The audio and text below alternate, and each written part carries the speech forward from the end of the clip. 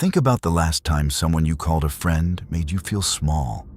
Not with a punch, not with a direct insult, but with a look, a laugh at the wrong moment, a single sentence that somehow found the exact crack in your confidence and pushed right through it. Now here is the disturbing part.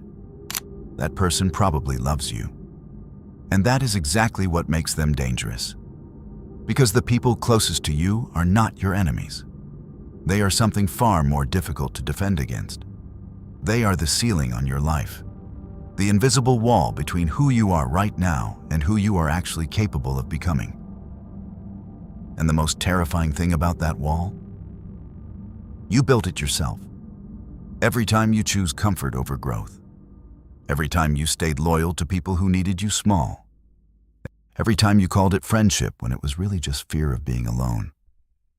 Stay with me, because what I'm going to show you in the next few minutes will completely change how you see the people around you. And more importantly, it will change how you see yourself. The first thing you need to understand is this. The people who have known you the longest do not see who you are. They see who you were. Your old friend from school still sees the version of you that was unsure of himself. Your family still sees the kid who failed. The people from your old neighborhood still see you before the shift happened.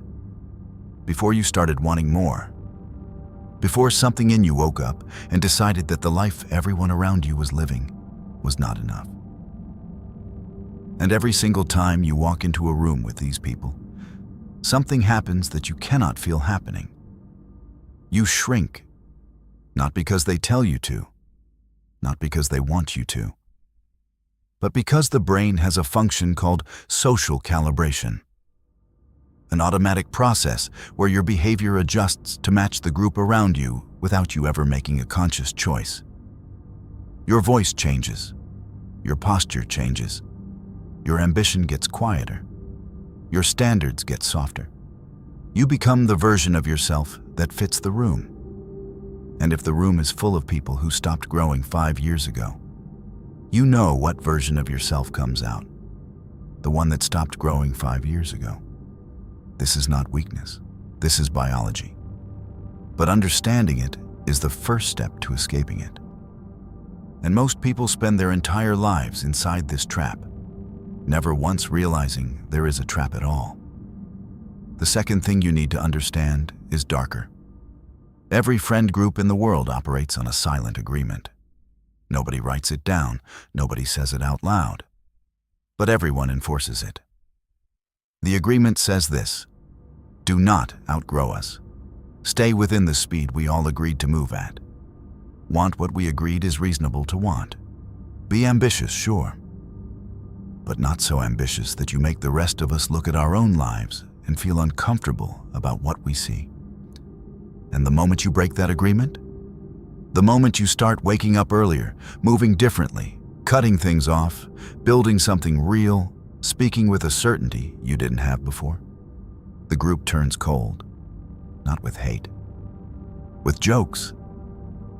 Who do you think you are now? You've changed, bro. You think you're better than us? And everyone laughs, including you, because you don't want to be the one who can't take a joke. But here is what the joke is actually saying. Get back in line. That is not cruelty. That is the agreement being enforced. Because when you change, you break the story the group tells itself about why staying the same is okay. Your growth is proof that change was always possible. And that proof is the most threatening thing you can show someone who chose comfort. So they pull you back with love, with history, with familiarity. And it works almost every time because it is almost impossible to fight a hand that is also holding yours. The third thing, and this one is going to hit harder than the first two. Ask yourself this question honestly. If you met your closest friends today for the very first time, as the person you are right now, with the goals you have, the standards you're trying to hold, the direction you're trying to move in, would you choose them? Most people, when they sit with that question long enough, feel something uncomfortable arrive. Because the truth is that most friendships are accidents. You did not choose your friends based on values, on vision, on who they were becoming. You chose them based on proximity. Same school, same street, same job, same situation. Proximity created familiarity. Familiarity created comfort. And comfort got confused with connection. But comfort and connection are not the same thing. Comfort is what you feel with people who already know your patterns. Connection is what happens when someone sees the direction you are moving and decides to move there too.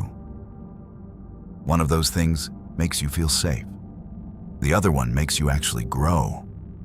And here is what nobody wants to admit. Most people have spent years building deep loyalty to comfort, to people who knew them when, to people who loved the version of them that was easier, to people who would be quietly relieved if the ambition never quite took off. And they wonder why, surrounded by people who are supposed to care about them most, they feel the most misunderstood. That is not a coincidence. That is the cost of choosing history over compatibility. Now here is where it gets dangerous. Who in your life knows your insecurities better than the people who have watched you for years? Who knows the exact sentence to say that makes you question yourself? Who knows which version of your past to bring up when you start getting too confident? Who knows the wound and exactly how hard to press it so it looks like they were just joking? Not your enemies, your friends. This is the psychology of group maintenance. Groups stay together by keeping each member aware of their place inside it. The most efficient way to do that is not with cruelty. It is with humor, with history, with the casual, offhand comment that lands exactly where it was always going to land, right on the part of you that was already uncertain. And because you love these people, because you have years of memory attached to them, you let it slide. You laugh. You make yourself smaller to keep the peace. And then you go home and wonder why the confidence you feel alone disappears the second you are around the people who are supposed to know you best. Remember this. The person who holds your history holds the ability to keep you in it. The fifth truth is the one the world actively hides from you. The most capable, most formidable, most dangerous people in history shared one trait that had nothing to do with talent or luck or circumstances. They protected their solitude like it was their most valuable possession.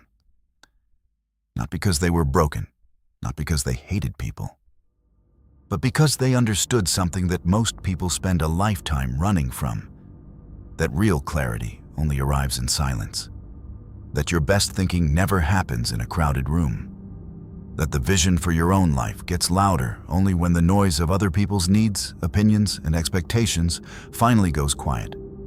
Think about the last time you had a decision that actually changed something. A real decision, not a small one. The kind of decision where you could feel the weight of it.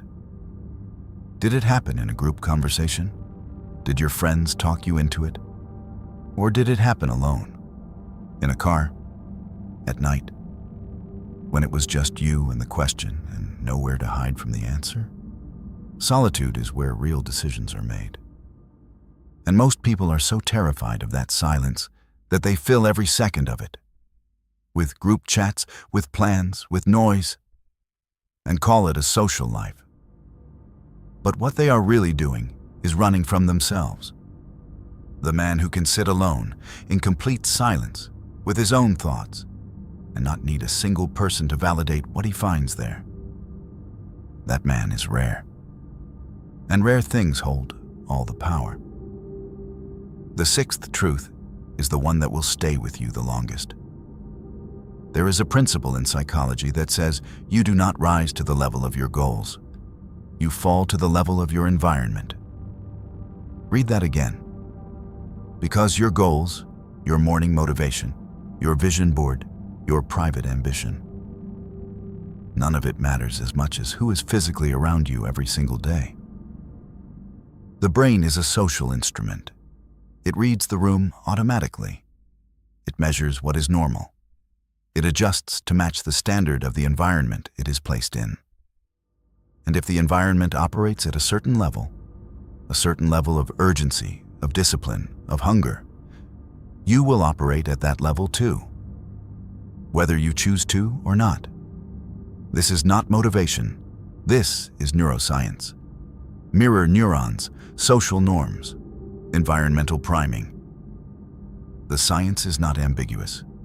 The people around you are literally reshaping your brain's definition of what is normal, what is possible, and what is worth wanting. Every hour you spend around someone with no urgency softens your urgency. Every weekend spent in comfort with people going nowhere makes the belief that you could go somewhere a little harder to hold. And it happens slowly. So slowly you never notice the exact moment it became normal to want less. And then one day you look up and the goals you had 3 years ago feel like they belong to a different person. You wonder what happened to that version of you. Nothing dramatic happened. The room happened. Now understand this clearly, because it matters. This is not an argument for becoming cold. It is not a call to cut everyone off, post something dramatic, and perform isolation like it is a personality. That is not power. That is a different kind of need for approval. The truth being revealed here is more specific than that, and more important. Most people give their most precious resource, their time, their attention, their emotional energy, to people they chose by accident, kept out of guilt, and stayed loyal to out of fear of being alone. And they do all of this while claiming they want to change their lives. The real question is not whether you should have people around you. The real question is this: who are you right now? And who are the people in your life actually built for? Are they built for who you are becoming? Or are they a monument to who you used to be? That question is the one most people spend a lifetime avoiding, because the honest answer changes everything. And here is what changes when you finally face it. You stop explaining your decisions to people who are never going to understand them. You stop shrinking in rooms where belonging requires you to be smaller. You stop mistaking shared history for actual compatibility. You become selective, quiet, intentional about where your energy actually goes. And something strange begins to happen. The right people start to appear. Not the ones who knew you at your lowest and need you to stay there. Not the ones who are most comfortable with the version of you that is easiest to be around. But the ones whose standards make yours feel low by comparison. The ones who do not need you small to feel okay about themselves. The ones who make you want to be sharper, more disciplined, more honest, just by being in the same room. Those connections exist. But they only become possible the moment you stop filling every empty space with noise and start treating your time and your energy like they are finite, because they are. As the strategist wrote, "It is better to be feared than loved if you cannot be both." What that means in this context is simple. It is better to be alone and growing than surrounded and stagnant. It is better to be the person people do not quite understand yet than the person everyone is perfectly comfortable with. Comfort, remember, is the agreement to stop moving. And you were never built to stop. Most people will never face this honestly. They will scroll past it. They will feel it for a moment and then pick up the phone and call the same people. They will stay loyal to the group and wonder why the group never leads anywhere worth going. But a small number of people watching this right now will feel something shift. Not a dramatic shift, a quiet one. The kind where you do not announce anything to anyone. You do not post about it. You do not explain that you are changing. You just start making different decisions. Quietly, consistently, without asking anyone's permission. And 6 months from now, people will look at you differently. They will not know exactly what changed. They will just sense that something did. That you are harder to read, less available, more focused, more solid in a way they cannot quite put a word to. They will ask what happened, and you will say nothing. Because telling them gives them the blueprint and the blueprint was always only ever meant for you. Tell me in the comments, are you ready to protect your energy without announcing it to the world? If this made sense to you, write, I choose growth in silence. Let's see who here is actually ready. And do not skip the next video. What comes next is even more important than what you just heard.